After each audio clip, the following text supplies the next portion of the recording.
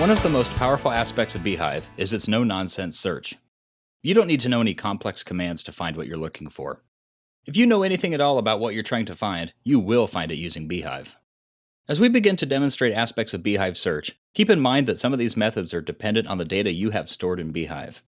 Since Beehive is configured to meet the needs of your specific city, some of these examples may not function exactly as we show here. Let's start by looking at general search capabilities. If you're looking for a feature, simply enter its name or ID. In this case, I'm looking for a wastewater pipe. I'll enter its ID and press enter. This brings back any feature that begins with our search term of 20070, including our wastewater pipe. As I mouse over each result, this pop-up with crosshairs displays. This gives me a general idea of where the feature is located. When I go to click on the feature I want, there are actually two different places I can click, each showing me something different. If I click here, I will just be taken to the feature on the map. But if I click here, I will see information about the feature. Another way I can search is to enter an intersection that I know is near the feature I'm looking for.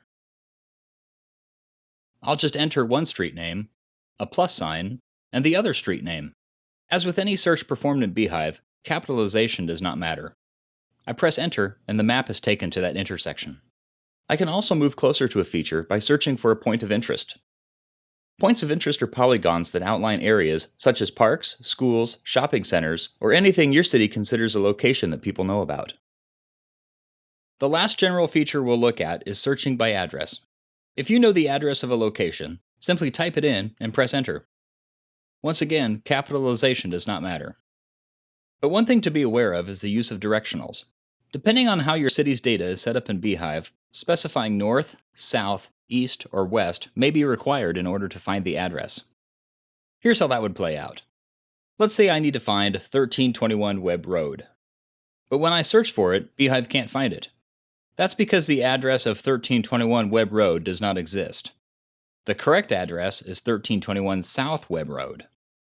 So I'll enter 1321 S Webb Road, and I do get what I'm looking for. Let me reiterate that this isn't true in all cases. If your city's data is not set up for directionals, you will not need to specify them in your search. Let's move on to another powerful aspect of Beehive search, wildcards. Wildcards are special characters that take the place of one or more characters in your search terms. There are two basic wildcards you can use in Beehive, the % and the underscore. The % represents any number of characters in your search term. Let's say we've been given a handwritten note about a stormwater issue near an address, but part of the address is smudged.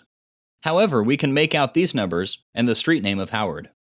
Knowing this, we can build our search by entering a %, the numbers we can read, a space, and Howard. This will give us all the results that have digits in front of the 32 on any street named Howard. That narrows down our list to 4 results. But there's another way to narrow this down even further using the other common wildcard, the underscore. Unlike the % that can represent any number of unknown characters, the underscore represents exactly one character in your search term. You're not limited to using just one underscore. You can enter as many as you need to refine your search. Looking at our handwritten note, we can tell that the first number of the address is a 1. We can use the underscore wildcard to take that into account. We'll enter 1, an underscore, 32, a space, and Howard. That narrows our results down to 2. By narrowing it down this far, we can figure out which one applies. Wildcards can also help us when we're looking for a block of addresses. If we want to find all of the addresses on the 500 block of Ruby Street, we would just enter 5, 2 underscores, a space, and Ruby. But this is just one of many ways wildcards can be used in Beehive. Here are a couple hints about using wildcards. First, if you use a % in front of any search term, it may take a bit longer to return the results. Second, Beehive implies the use of a % at the end of all searches. You don't have to use a % at the end of a search term. For example, if I search for 1432H, I get these results. I get the same results if I search for 1432H %. This is a feature added to Beehive so you don't have to enter the entire term to find what you're looking for. One last thing to cover is the Beehive History tab.